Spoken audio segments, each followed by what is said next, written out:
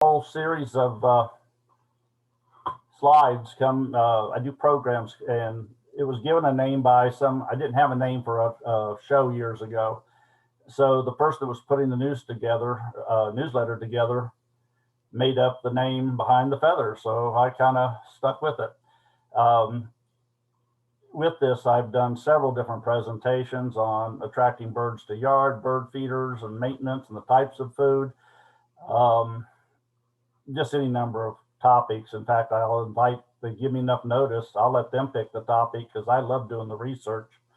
So that's going to be the first disclaimer. I do not do research. Anything you see here is stuff I've lifted from things I've read.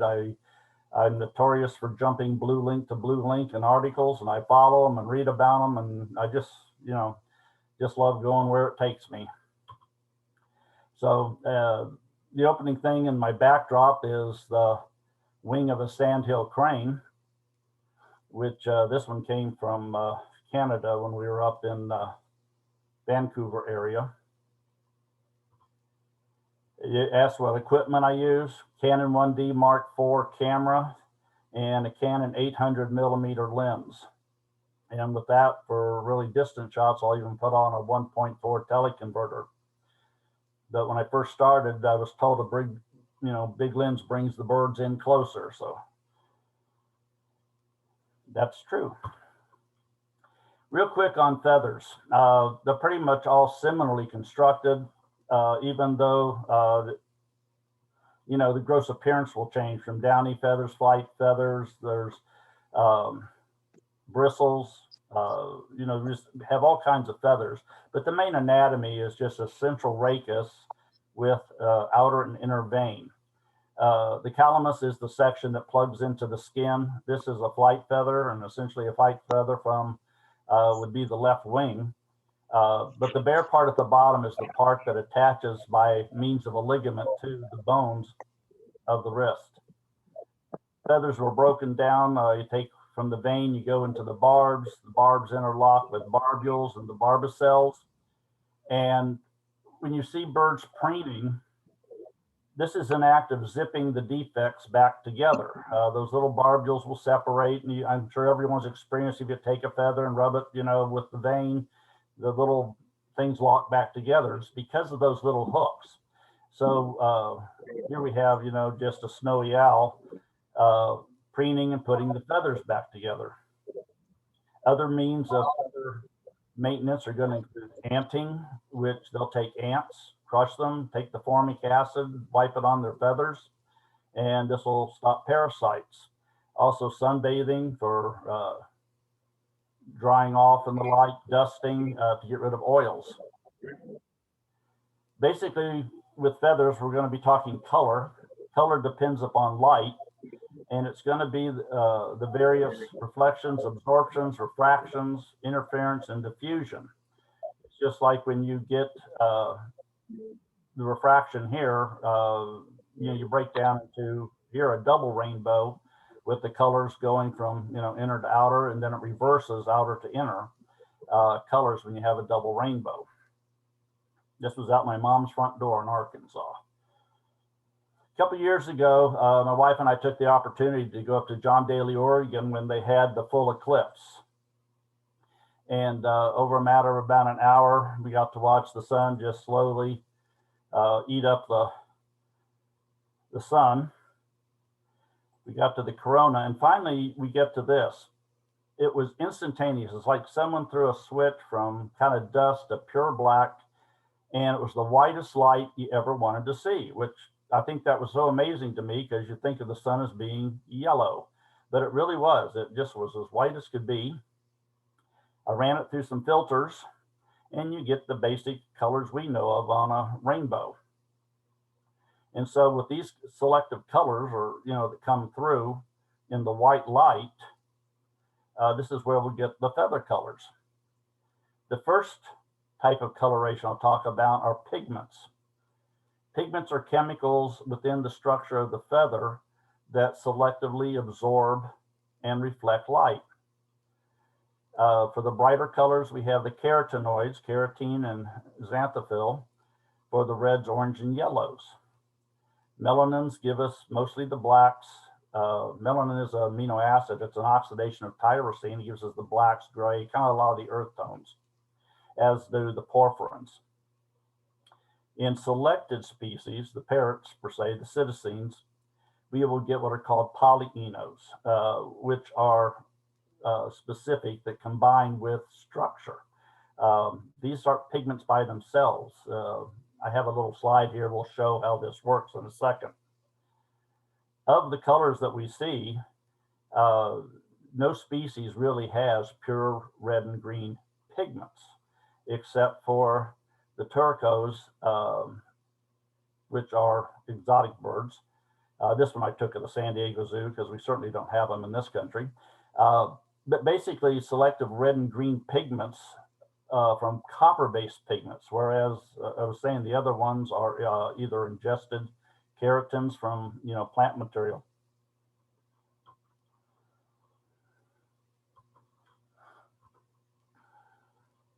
I found these truisms. If you ever want to look this up, just punch in "you might be a bird or if," and you'll get pages of these. It's just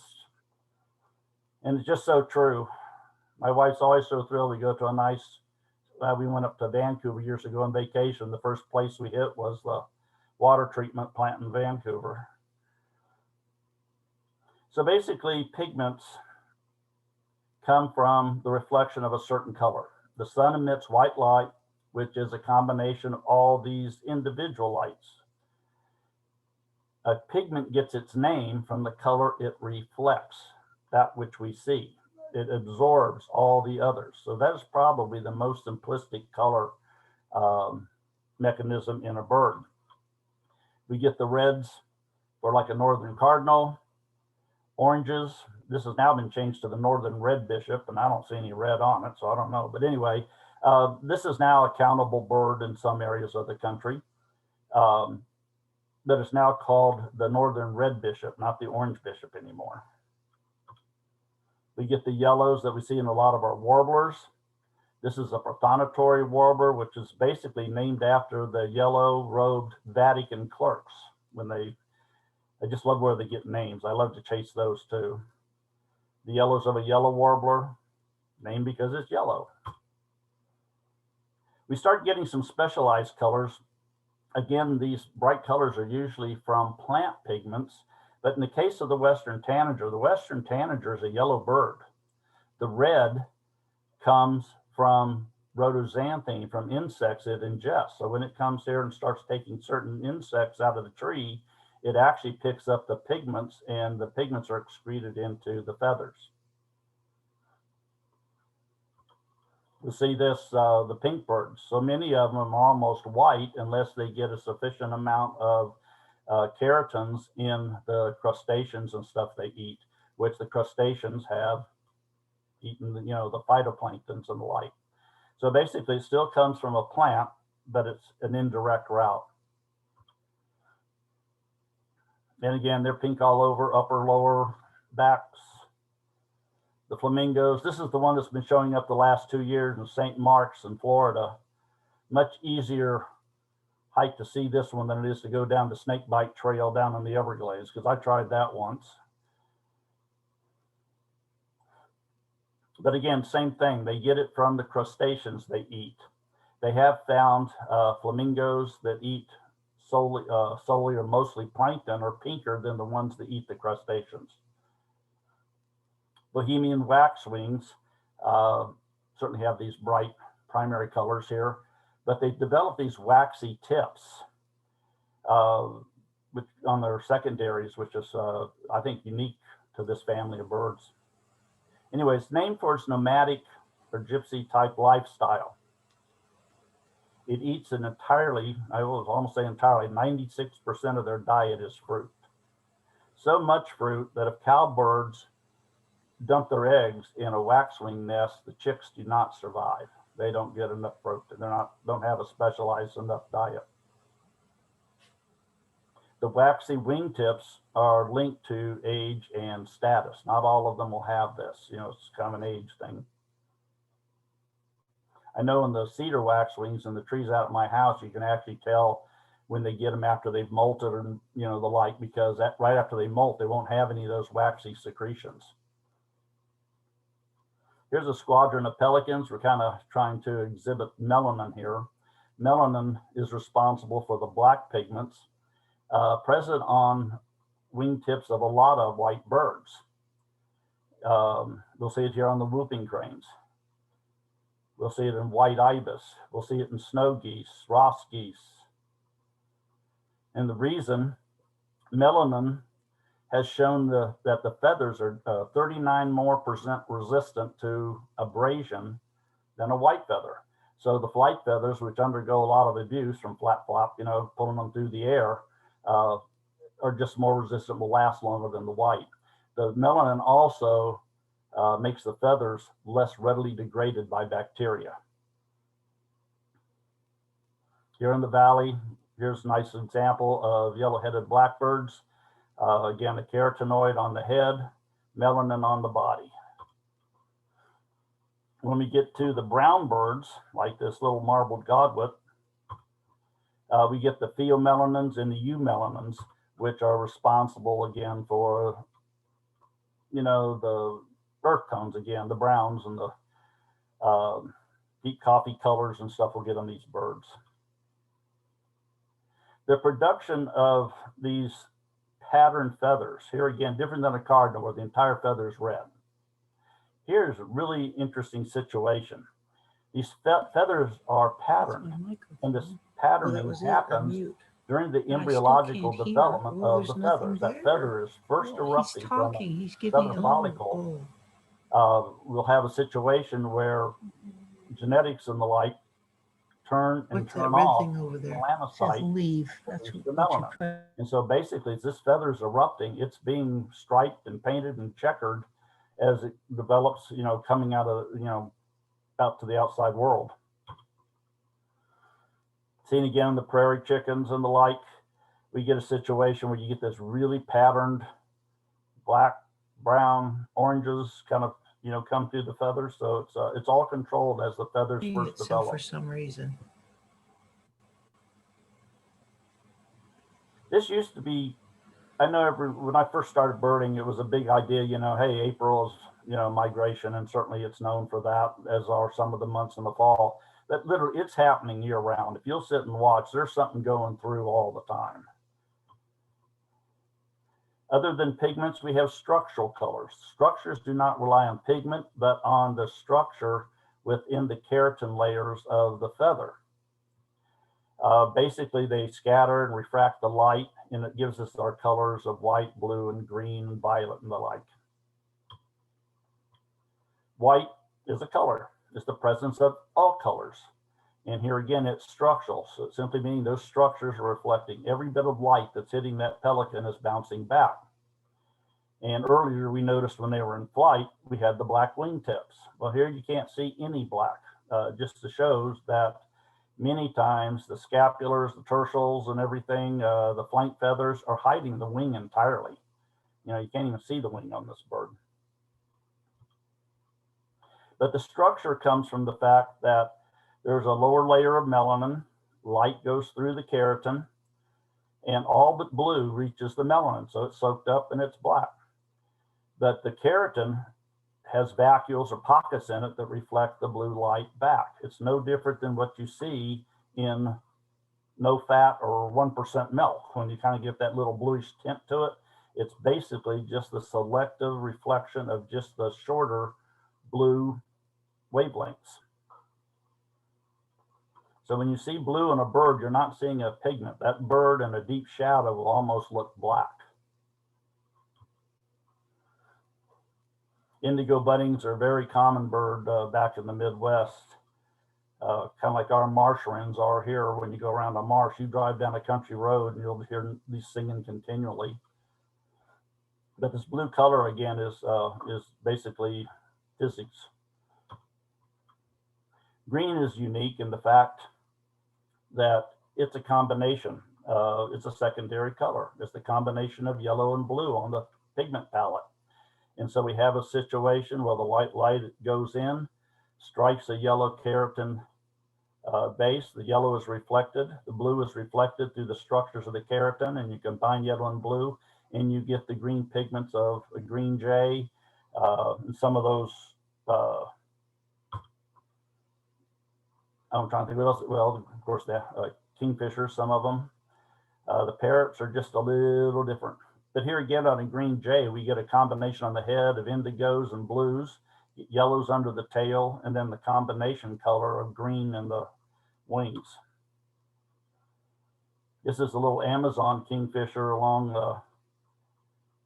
the Rio Grande down in Laredo.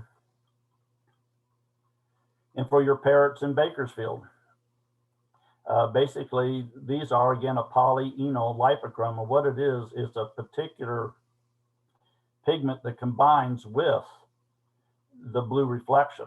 So it's not green pigment. Again, the Turcow is the only one that has a true green pigment.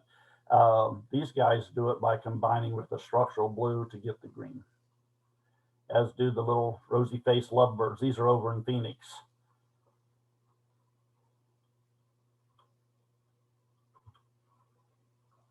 Painted buntings, not terribly common.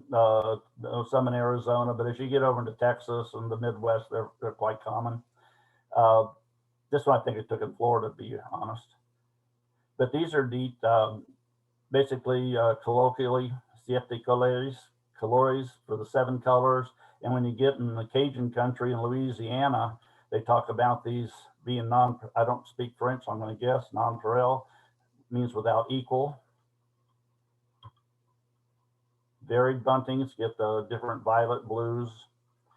The reason I brought the varied bunting into this is because when I was in Texas, came across a situation, and you hear about it all the time, hybridization in birds where some interbreed.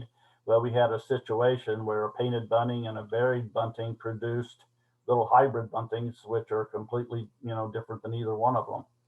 They still have all that big bank of colors.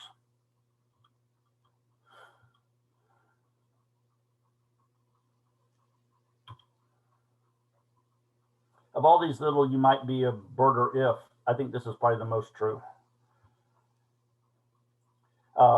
Iridescence. Iridescence is a situation where light is refracted and scattered in such a way where, if you'll see over here on left hand of the screen, we have a situation where all the light coming in is in phase.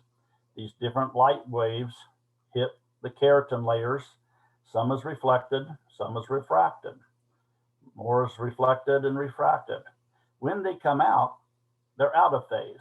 So now we have a situation where, dependent upon the angle of the incident light and the refraction and splitting that goes on, it's going to be dependent upon where that light comes in, as it's going to be dependent upon the angle of the viewer.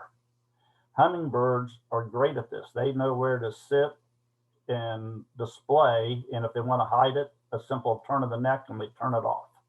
They know how to, tell the males to stay away, know when to hide. This is why when you get a iridescence on a bird, endless colors, depending on all these feathers going out at different angles in the light. I know everyone thinks a turkey is brown. Well, far from it. This iridescence on a turkey, to me, is just amazing. Every color on the rainbow is in this guy's feathers. In hummingbirds, which I say are again are the masters, they have a way of positioning themselves. Here again, Rivoli's hummingbird for years changed to Magnificent Hummingbird, was split, is now back to Rivoli's hummingbird, which I dare say in the next couple of years is going to get changed because the AOU is trying to get people's names out of the names of birds. They're trying to get rid of the human moniker influence. But anyway, this was named by a French naturalist for the Duke of Rivoli. As you watch this guy turn his head, he lights up. I didn't move, he did. I have the camera on a tripod, so they're very good at knowing how to turn on and off for the, their territorial displays and courtship displays. Our familiar one here is Anna's. The only reason I brought this one up, Anna's hummingbird was also named by that same Charles Layson, and this is the Duchess of Rivoli. This was the Duke's wife, so he named after a hummingbird for each of them. Probably a family of birds that uses iridescence is the ducks. The ducks are great at this, whether they have speculums in the wing, um, the green-winged teals, the head on the American widgeon, all these things have this iridescence built into it. This was the falcated duck that was up at Colusa Wildlife Refuge for a couple of years, so about 5 years ago, I guess. It gets its name from falcate, the shape of the tertials. These are the inner secondaries, if you will. They come off the humerus, but these are the tertials. And falcate means sickle-like. Because this is sickle-like, this is where we also get the name for our falcons, because of the falcate curved wings. Little idioms we pick up from falconry. Like I say, I jump blue link to blue link on the computer, so this is why this stuff gets thrown out there. Basically, hoodwinked. A term comes for putting the hood over a falcon's eyes so it can't see when they're using it. Fed up. When they're training, they feed these falcons continually when they go and hit a lure, when they catch their first prey, but they're always getting a tidbit of food. Well, when the crop gets full, they're fed up. They quit performing. So when the falcon quits hunting, it's because of that. In falconry, they have the jesses on the legs. The jesses are held under the thumb for security. And for one last means of security, it's wrapped around your little finger. So all these terms kind of come from the falconers. Not all feather plumage happens through molts. This is a starling in what we call basic or non-breeding plumage. Starlings, because of the name little stars, it's just speckled all over. And when it first molts, it has all these tips. Well, as we saw earlier, feathers that have melanin have more resistance. So through the season, as these guys get closer and closer to springtime, they start losing the white tips on their feathers, getting a yellow beak, a little more so. And finally, they reach full alternate breeding plumage, no little stars, and a completely yellow beak. You'll also see this on our birds just in our foothills. You go out and find a meadowlark that's in the brown grasses of winter. It has all these muted colors and muddled edges to the feathers. But as spring arrives, the edges and the feathers get crisp and sharp, the colors get brighter, and it's simply because of wearing off of the feathers, not because of a molt or a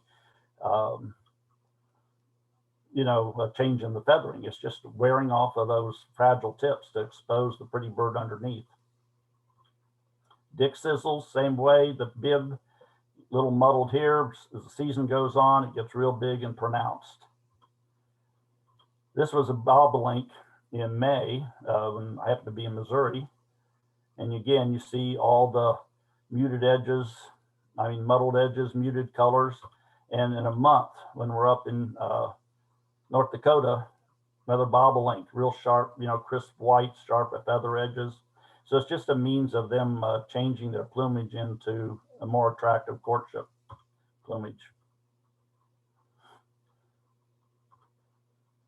Been married 45 years. My wife still and I have this discussion periodically. Okay, now the functions of feathers. Going the wrong way. Basically, studies have tried to follow the behaviors of birds and how they adapt to their environment and the like. And they have come up with, I think, 28 different functions for feathers and the way birds will use them. The most simplistic and the first thing most people think of, flighting, or flying, the flight feathers. Flight feathers are divided into the feathers of the wing, which are the remiges, and feathers of the tail, which are the rectrices. These are further split up into primaries and secondaries. Primaries being the feathers from the wrist out, which drive and propel the bird forward. Secondaries are from the wrist in towards the body, including a little bit of tertials here. These are for lift. So basically you have the propeller out here and you have the wing here. This backlit great egret kind of gives you an idea of the way the feathers are located. We have, again, this would be our elbow or cubital joint, our wrist, what they call a manocarpus on the birds. This little white feather out here, the alula, is the thumb, and then this is the fused third and fourth phalanges or fingers. So from the manocarpus or wrist out are the primaries. From the wrist into the elbow are the secondaries, and then the humerals or the tertials are those last little three up here. Just a display of how the primary feathers are controlled. There are controlled surface areas of the wing. They can twist them, bend them to catch the wind and, you know, drive it forward like a propeller. So it takes on that curved propeller shape. In the herons and egrets, they have a special feather referred to as powder down. These are small specialized feathers that never molt. They grow continuously, but their function is to help clean the other feathers. And so egrets and herons have a specialized, what's called a pettinate toe or toenail. It's combed shaped. They comb it through the powder down, the tips of the feathers disintegrate, and they're basically a means for them, since they're wading in water all the time and everything else, is just cleaning their feathers. With the hummingbirds, basically they're taking nectar from plants, but in the process, you can see that little yellow material here on the beak is pollen. So they're actually pollinating the flowers just like the bees do. And doing such, they're actually propagating their own food supply.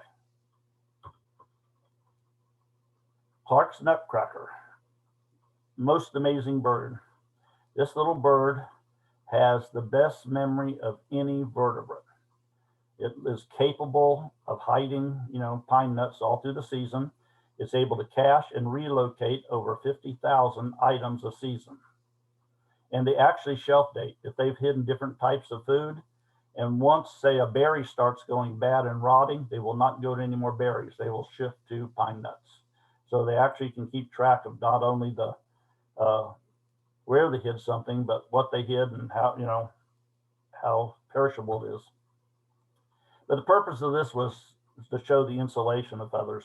When a bird is nice and warm and toasty, the feathers are slit close to the body. As they get cold, they'll fluff up. They'll loft up just like you'd put a thicker insulation in the house, but it lofts up and traps air in the downy feathers. See this in this Steller's jay also. I mean, here again, fluffed up to the point of where it's hidden the wings. It's just, it's all these lie within certain feather tracts, and these feather tracts are controllable. They have the ability to move and adjust those feathers as needed. Probably the family of birds that gets the prize for the most uses of feathers are going to be the owls. First of all, most of them are cryptically disguised, as you know, to where they're roosting and the like. But they fly, so they're going to have flight feathers. They use them for insulation like everybody else. But when you start looking at their face and the facial disc, these guys have a specialized feathers that lie in this big radar dish, if you will. And this accumulates sound. It's like having a cupped hand over your ear to pick up more noise. And these feathers are designed to literally direct the most beneficial frequencies, typically those of rodents, you know, the high frequencies that rodents would make, to direct those frequencies to the ears. You can kind of see it here. I tried to get one looking straight at me, but they're different shape and size. One is bigger, one is smaller. Just like on an owl, one ear is lower, one is higher. This gives them literally sound perception of where something is coming from. So these are very specialized ears. The decorative stuff on top, no one's ever been able to figure out. I think it's just kind of eruptive camouflage trying to break up the outline of their head. Again, camouflage, I just thought this was kind of interesting, the way the tic-tac-toe pattern on this guy's chest and breast kind of matched the sticks he was hiding in. I mean, he was hard to see. I won't lie, this is enhanced on Photoshop just to bring him out. I mean, he was down in the dark shadow of a tree, and it was really interesting how well he blended in. Being nighttime predators going after prey, it's important that the owl is not heard. So they pretty much fly on silent wing. They basically have these fimbria or fluting along the leading edge, which breaks up the laminar flow, because that's where the noise comes when the wind splits and when it comes back together behind the tail. But this fluting disrupts and causes microvortices, which silence the feathers. The real muffling comes with the raggedy trailing edge, because it keeps the air as it goes over the top and bottom of the feathers from crashing back together, because that's what you hear is wind noise. Now, the other thing that owls do, they want to be silent flyers so the prey doesn't hear them coming, but they also have to be able to hear the prey. This is helped, as I said, by that facial disc. But the other thing, they actually have specialized feathers over their ear openings, which help muffle the sound of the wind going by. If you ever held your head out the window of the car going, you hear nothing but wind. Well, these guys have a way of getting rid of that noise. So not only are they silent coming up to their prey, they have a nice silent world where you can hear just the prey.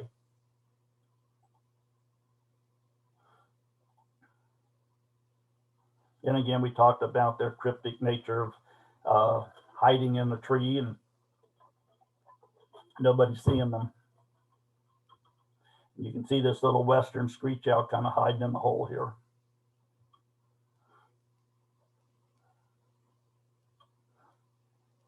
Now, where the owls go out of their way to have quiet feathers, some species of the birds want noisy feathers, and these are usually used in territorial and courtship displays.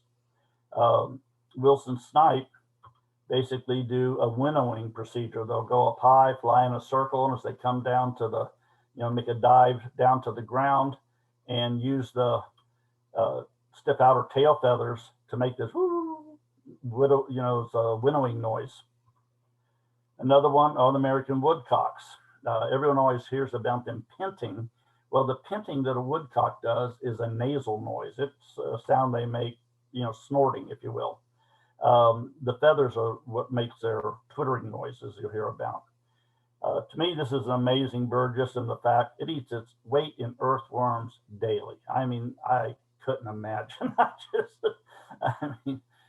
To me, that's just a phenomenal feat in itself. They also go by the name timber doodle, bog sucker. There's some other things they do. They're kind of unique for the high rearward displacement of their eyes. But as I say, for the courtship display, the twittering is the outer three primary feathers.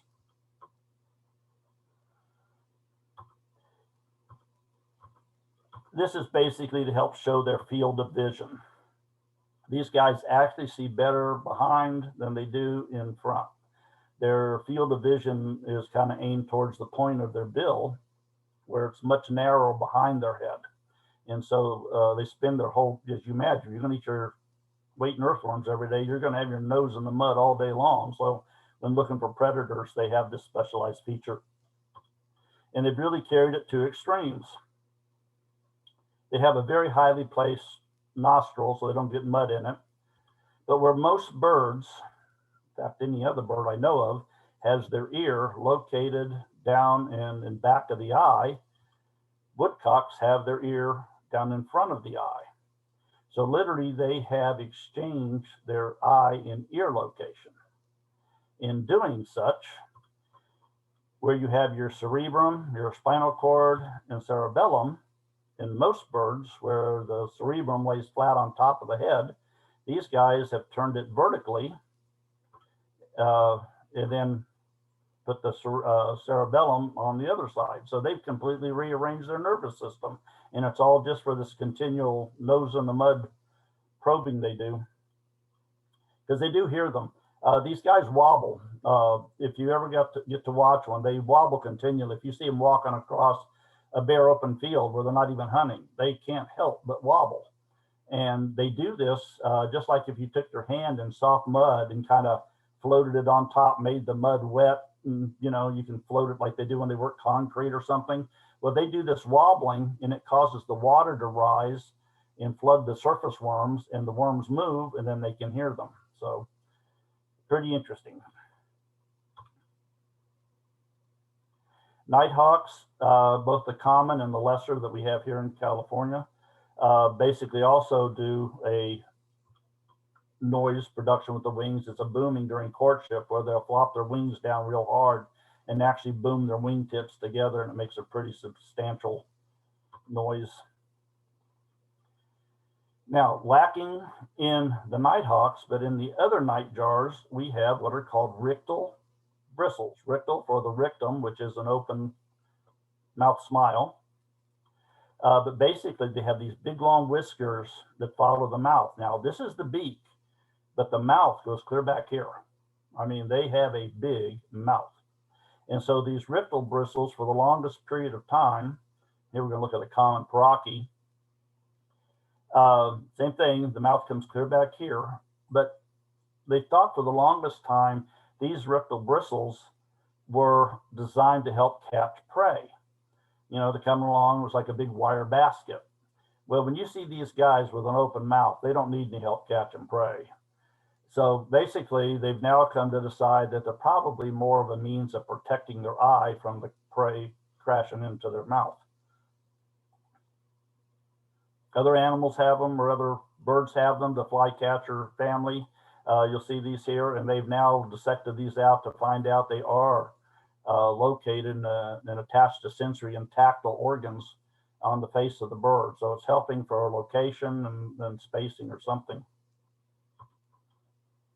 In the rail families, we have specialized, and this is a clapper rail, North Carolina. They have specialized feathers on the crest or the front of the forehead to help protect the other feathers from abrasion. This is a ridgeways, boy, this is hard, ridgeways rail here in California. And what I'm looking at are these tough bristles up here on the head. And these are just kind of like the old wire bumper scrapers, I think, that used to put on cars to keep them scratching their car on the curb. But it basically just protects the softer feathers and the skin underneath. Brown creepers, again, very heavily camouflaged, closely aligned with the bark. They nest under bark, roost under bark, pick their food out of the bark. But typically, working their way up the tree, they use their tails for bracing. This bracing is basically lets them take a tripod stance, and they literally will lean back on these feathers, just as do the, you know, the sapsuckers and the pileated woodpeckers. All do this. For visual displays, we get these birds that have these little crowns, but they can really lift them up when agitated. And again, a visual display, whether being territorial or courtship, you know, but it just makes them more pronounced, and then they can tuck it down, just like if you've ever watched red-winged blackbirds, they can have that red patch out and pronounced, displaying it to everybody, and a second later they hold the wings down and drop the coverts over it, and you can't see it. Specialized feathers for swimming. Cormorants basically fish by chasing the fish. They're predators that chase the fish underwater, and they do so at sometimes very great depths.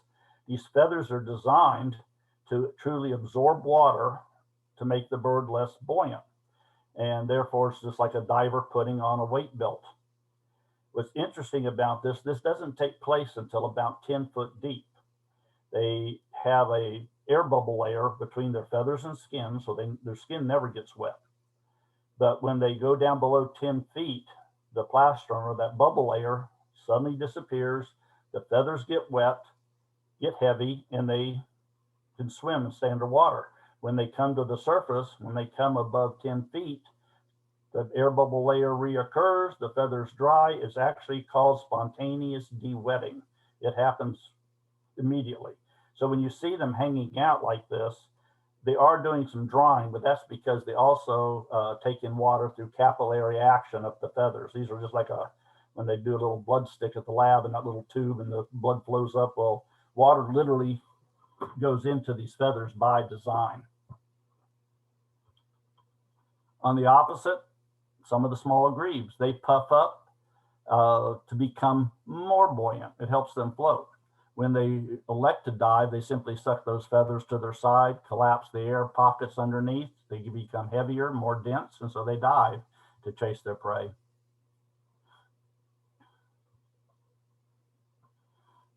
They're simply just injecting air under the feathers. It's kind of like a submarine compressing air to make a dive. The other thing to watch is they poof up their rears, and I don't have a direct floating away from me picture, but this is a dark area. And these guys actually will point this towards the sun, and it's a means of warming. When they've been diving and they get cold, this is a means of thermal regulation. Just like you'll get on road runners in the morning. If you get out on the foothills early enough, you'll watch these birds drooping their feathers, exposing the dark feathers underneath, and it's just warming them up for the day. I mean, these are athletic birds. They are road runners. They run. And so just like any athlete warms up before activity, so do these birds. Another little grebe picture. This is one with his feathers kind of compressed, but the purpose for this, notice what it's eating. It's eating a feather. These are what we call obligate feather eaters. These guys have to have feathers as an aid in digestion. Where many other birds have a well-developed crop where they ingest stones and the like to crush and grind their food, these kind of birds are chemical digesters like we are. They produce acid in the stomach. Well, that's much more slowly acting. So, two things. They eat crustaceans, little shelled, exoskeletons. The feathers line the main body of the stomach to protect the lining from the bones and from the shell. But there's also a secondary wad of feathers in the pylorus, which is the area that empties the stomach into the intestine. That plug of feathers slows anything going into the intestine, so it has time for the acid to work on it. So basically, it's something that they have to have. In fact, you see a mama grebe and a baby grebe out on the water, they will forcefully feed feathers to their young within a few hours of birth. They start shoving feathers down them. And when examined, 50% of their stomach is feathers. So they use them to extreme, but they'll literally pluck them off their body if not finding them just floating on the water. Reddish egrets are known for their fishing abilities. Here is one foraging for food. They do come in white and red. This one was pretty much kind of standing still. Now make this umbrella. And the purpose for this, in the southern tier of states, where the shallow waters in the pond start getting really hot, the fish look for cool water. So the bird promotes an umbrella, makes a shadow. The fish literally swim under the shadow, and then he picks them off. So he's literally just inviting them to a nice, cool restaurant, if you will. But they're more known for the way of charging around the pond. They'll sit there and they just go through all kinds of contortions, herding. And I mean, they literally will chase the fish into a school and get them going together, and then they'll sit there and feed. Mini birds, some of the diving ducks, the canvasbacks, some of our alcids, the loons especially, because of their very rearwardly located legs, cannot really walk. Like you saw that one, he can kind of prop up, but what they do is toboggan on their breast feathers, and they literally will push themselves. They'll come out and roost on the shore, or they'll go into their nest. But the grebes, in fact, the family of grebes, podocephality means rear-footed bird. These legs are so far to the rear of the bird for propulsion in water, they just weren't designed to come up on land and walk. In the ptarmigan, we have specialized feathers along the legs and feet. Again, they're usually in the snow like this white-tailed ptarmigan, but they have these fully feathered feet right down to the toenails, and it keeps their feet warm. and it also helps disperse weight. It kind of like wearing snowshoes, so they don't sink down into the snow. We also see this on the prairie birds, like the sharp-tailed grouse and the prairie chickens and the like. They also have these feathered feet right down to the toenails. For this, we're going to go back to the egret picture. And remember how much of this bird is feathers and how much of this is bird. I mean, there's very little bird there. It's all feathers. This is a rufous-backed robin that showed up in the Chiricahua Pass area as you go over Highway 10 out of Palm Springs. And it was in a patch of grass that was probably the size of 2 living rooms. It's all the habitat. It was a truck stop. And this was this little pile of grass behind the restaurant.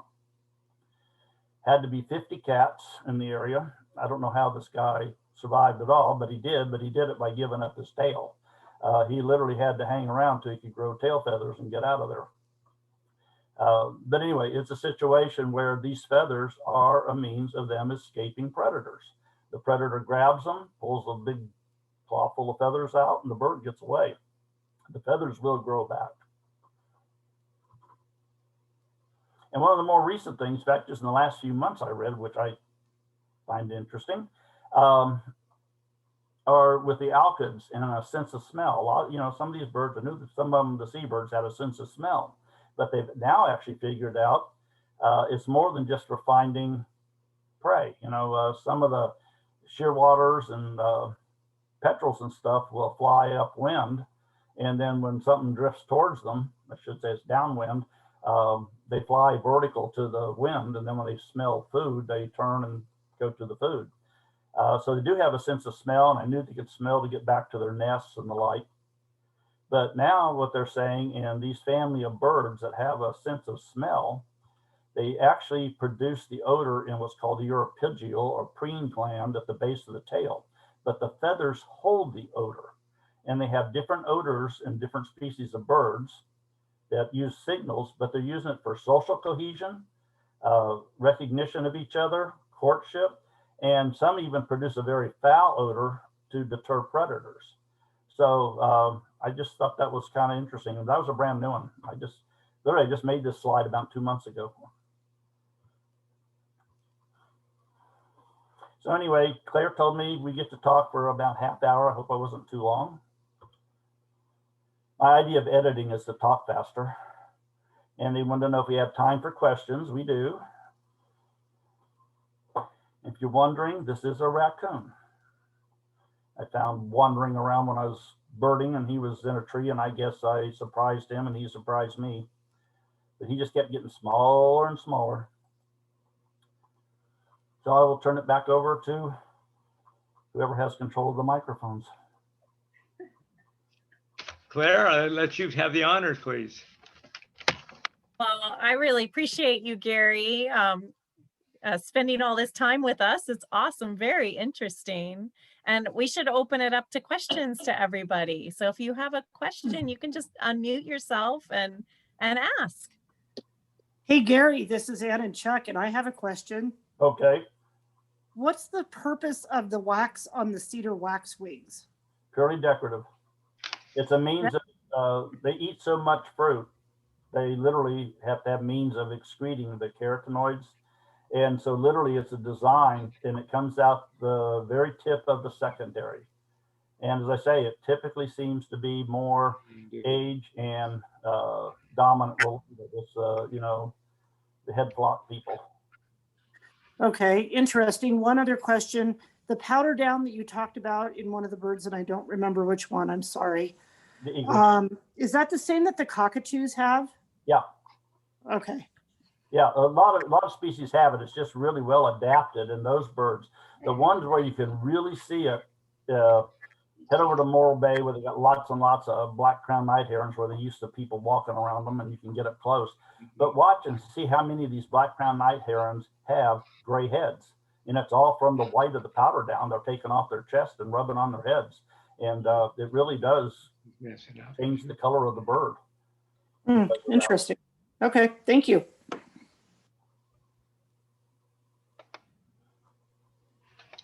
Go down to the Kathy. I have a question. I've just noticed, like, some birds have feathers that have like a dot, like right in the middle of the feather. That's why I I just wondered if you could comment if there how that comes about. Well, not knowing exactly what you're seeing, but certainly just staining. And sometimes it's nothing more than birds that really flock and roost. You'll see these where the uric acid from the excrement lands on the bird below. When you get a bunch of crows or something roosted in a tree, and it just takes something on there to stain and leach the oils out. If they destroy the oils in that feather, it's going to start picking up dirt and stuff, and it just doesn't clean right or anything else. And so if it's long standing, it's genetic. I mean, if it comes back molt after molt, this is genetic.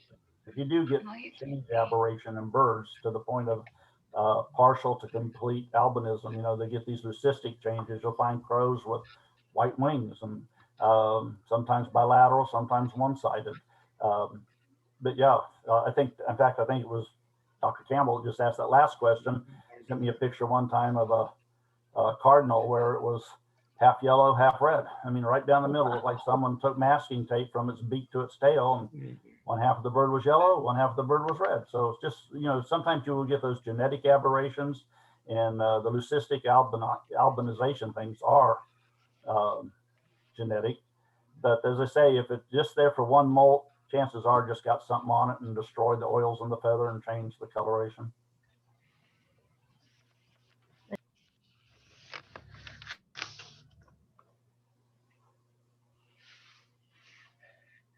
Any other questions of Gary? Yeah, I have another one, Harry. Okay. Sure. This is Anne again. What about stress bars where the feather's been damaged due to illness? Does that affect the function of the feather, where the bird might be more prone to being, predated or injured or something like that, or the flight would be interrupted because of stress bars? In some birds, yes. You take some birds that have very heavy wing loading, like the ducks. Their feathers are so essential for flight, for instance. Instead of losing one feather at a time, which would take them months to molt a feather, grow a feather, molt a feather, grow a feather, they literally go into what's called eclipse plumage. They lose them all at one time. They go to a pond, and they have to pick a pond that carries adequate feeding for them for a few weeks. But they literally will lose all their flight feathers at one time. So depending on the feather, yeah, it can have a great effect. But most of them have, redundancy as far as flight. I've never seen a bird, like even that robin I showed without the tail feathers, it could fly. It just wouldn't make a long trip. The tail feathers add some lift. Yeah. And again, certainly, depending on the feathers, if it took a big patch of feathers off and where the bird couldn't protect its vitals, or it would get cold or something like that. But they all have such specific function. It's really interesting how if you dissect and grossly dissect just by looking at it, the wing, and watch how the primaries differ from the secondaries, and how the protective feathers of the coverts cover them. And there's another row of feathers that cover the median row of coverts, and then they tip them up, and the scapular shoulder feathers cover over the wing. I mean, it's amazing how organized the feathering is on a bird and how controlled it is. Okay, thank you. I have a question. Okay. The picture that we're seeing on the screen from shows the melanin is not in any specific pattern of feathers. Okay. So when they're depositing the melatonin into their feathers, is that something that's genetically controlled, or is that haphazard, or what? Yeah, when you see the birds that have a pattern like those godwits I showed, yes, that's genetic. But understanding on sandhill cranes, this actually is a stain. It's not a feather development. Basically, you can almost tell how far north a crane comes from by the amount of red in its feathers. You get up to the higher latitudes, and there's more iron and it's the iron deposits. These birds will dust and make mud nests on the ground, and if there's a lot of iron, the feathers get red. And so this is why you will see this real red tinge on a lot of the cranes. Thank you. Well, Gary, thank you very much on behalf of all the members of Kern Audubo Society. Fantastic program tonight, and wish you well in your birding adventures, future and present. Okay.